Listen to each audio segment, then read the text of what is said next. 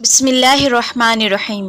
السلام علیکم دوستو، آج کی اس ویڈیو میں ہم آپ کو بتائیں گے دجال کون ہے، کس گھر میں پیدا ہوا، اللہ نے اسے کیا طاقتیں دے رکھی ہے، وہ لوگوں کو کس طرح دھوکے میں ڈالے گا اور لوگ کس طرح اس کے دھوکے میں آ جائیں گے، اور وہ کیا دعویٰ کرے گا۔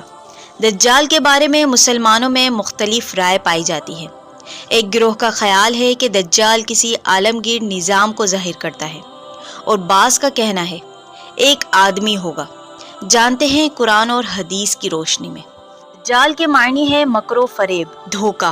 دجال اولاد آدم میں سے ایک شخص ہے جس کو اللہ نے اپنی طرف سے طاقتیں دے رکھی ہے۔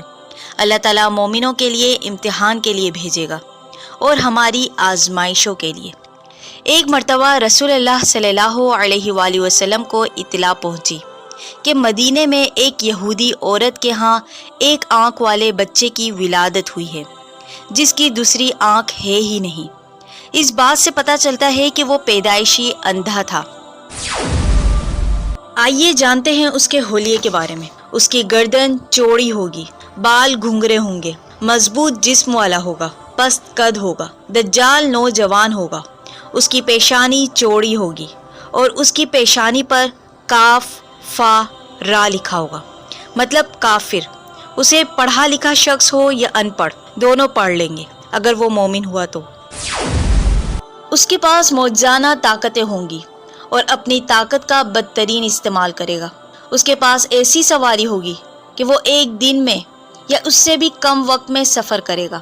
اسلام کا سب سے بڑا دشمن ہوگا، مومن کو قتل کرے گا اور اپنے خدا ہونے کے دعوے میں مردوں کو زندہ کر کے دکھائے گا۔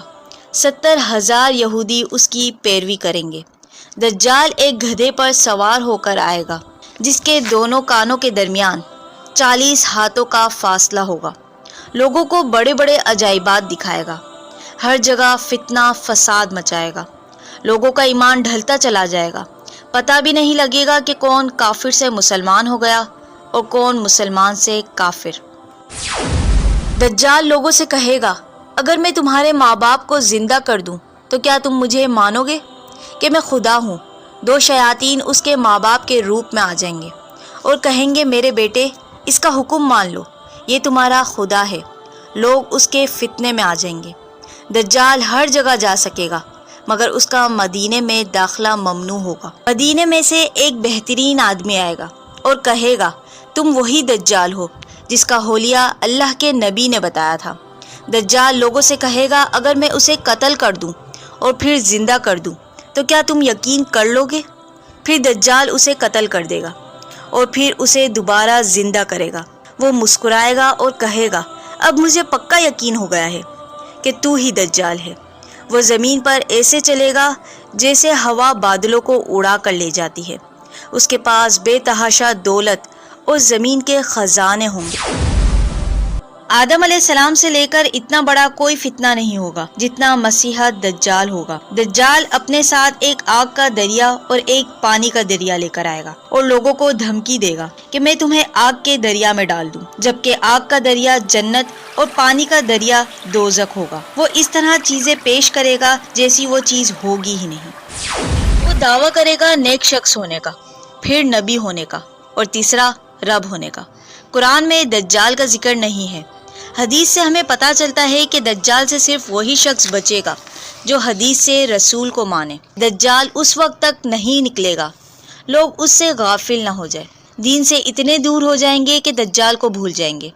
دجال خراسان سے نکلے گا اور دوسری روایات میں آتا ہے کہ شام عراق کے درمیان کسی علاقے سے نکلے گا۔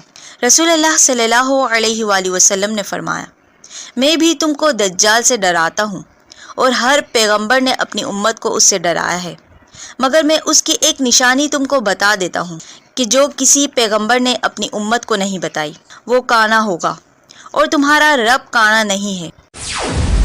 دجال کا یہودیوں سے بڑا گہرا تعلق ہے کیونکہ وہ یہودیوں میں ہی پیدا ہوا تھا۔ یہودی اپنے مسیحا کا انتظار کر رہے ہیں۔ دجال کے آنے سے پہلے دنیا شدید قحط کی لپیٹ میں آ جائے گی۔ دجال کے پاس ایسی دنیا معاشی طاقت ہوگی کہ لوگ اس کی تقلید کرنے کے لیے مجبور ہو جائیں گے۔